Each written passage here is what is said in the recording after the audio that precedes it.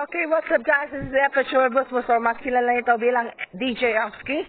Again, may tutuloy na ko sa yung bago, no? Kung paano nyo i-unsubscribe itong YouTube Premium itong app na ito, no? So, para patuloy kayo, para distracted, pumunta kayo sa Google Play. Yan, no? Mayroon kayong update dyan, no? YouTube subscription, suspended due to payment issue, no? Yan. Yan. Tapos, i-click nyo yung update payment. Yan. Update payment na. Mayroon lalabas dyan na link. So, yan yung link sa Chrome. Yan. Tapos, i-kuha nyo.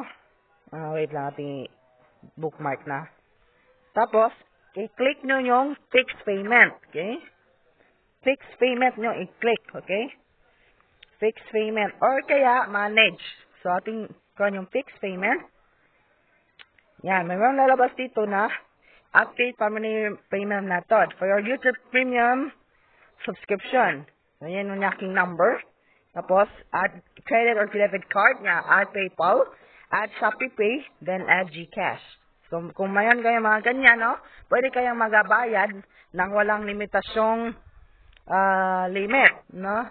Pero kapag kayo ay nag-manage din naman, yan. Okay.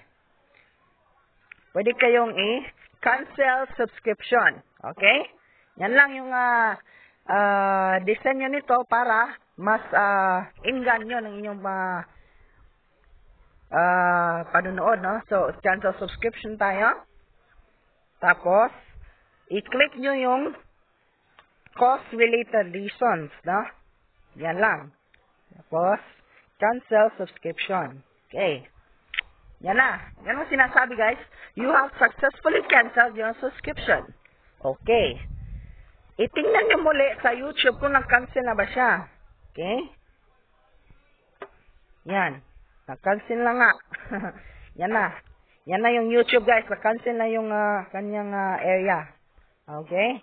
So, yan na muna, guys, na. For more updates, follow FX channel updates for more updates. And please, go to my Facebook account and Facebook channel and Facebook group for my more updates. So, yan lang muna sa ngayon, guys. Goodbye and sweet dreams. May God bless us all.